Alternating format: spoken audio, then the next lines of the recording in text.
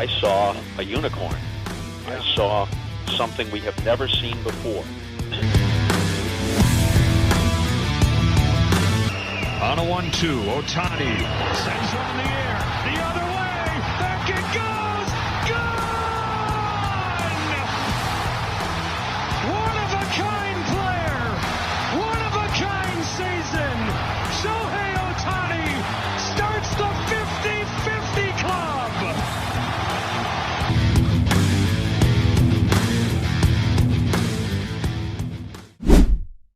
Bonjour et bienvenue dans le Daily Show. Cette nuit, c'était le 4e match de la série entre les Dodgers et les Padres. Donc c'était un match élimination directe en cas de défaite pour les Dodgers, mais les Dodgers s'en sortent. Ils égalisent 2-2 dans la série et donc on aura un cinquième match décisif dans la nuit de vendredi à samedi qui se déroulera à Los Angeles. Donc victoire 8-0 des Dodgers. Donc victoire claire et nette. La particularité, c'était un bullpen game pour les Dodgers, c'est-à-dire ils ont fait lancer 8 relievers, donc c'est des lanceurs remplaçants, logiquement, qui rentrent habituellement en cours de route. Donc les Dodgers avaient fait ce pari un peu risqué, donc de faire jouer plein de relievers, et ça s'est super bien passé. Donc ils ont concédé uniquement 7 hits et encaissé 0 points. Donc vraiment beau choix et belle réussite des lanceurs. Offensivement, belle performance collective, 12 hits au total, beaucoup de frappeurs différents. Donc je pense que ça fait vraiment du bien à la confiance après un match 3 qui avait été complètement raté. Très belle performance surtout de Mookie Betts, donc qui fait 2 hits et surtout un home run. Donc là, il retrouve vraiment la confiance. Donc après j'évoquais hier, donc il était à 0 sur 22 depuis quelques matchs en post-season. Et donc là, enfin, il est à 4 sur 6 sur ses derniers passages au bâton.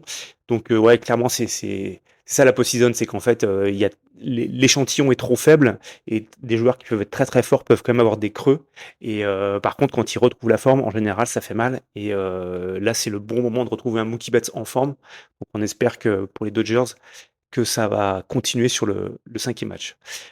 Ohtani fait 1 sur 3, donc et notamment il marque un RBI en deuxième manche, donc qui permet de conforter un petit peu l'avance des Dodgers pour passer à 2-0. Voilà, il est allé sur base aussi plusieurs fois, parce qu'il avait fait deux walks. Donc voilà, donc série correcte pour l'instant, sans plus, hein, il doit être à 3 sur 12.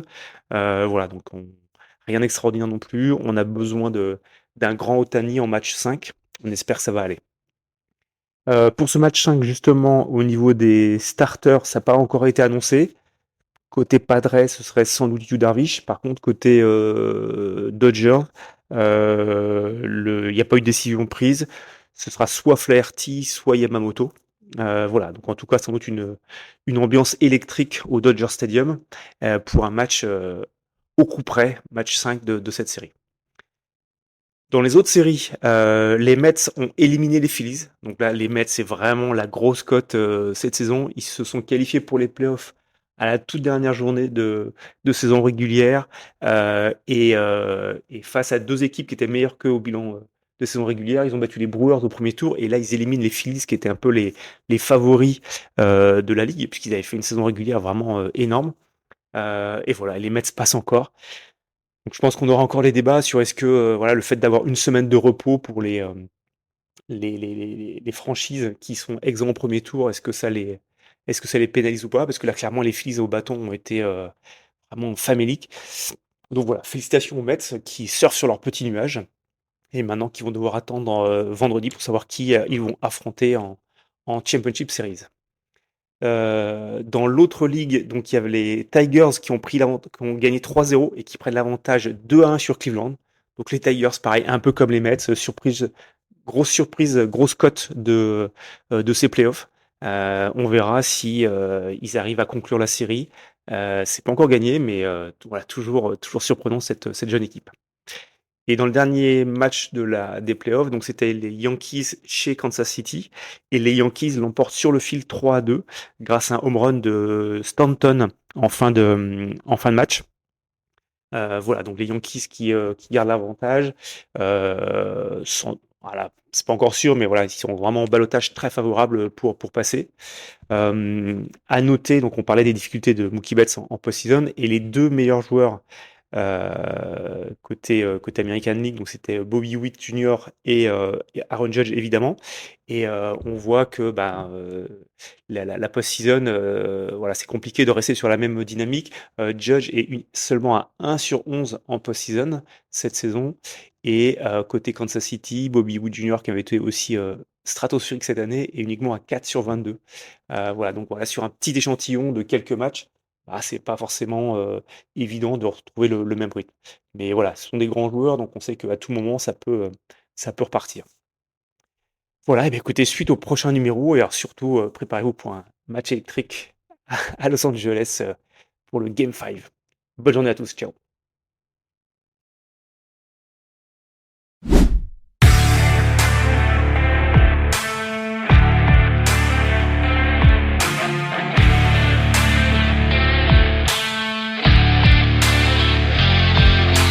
First pitch. Fly ball, right center field. Series going back. He's at the track. He's at the wall.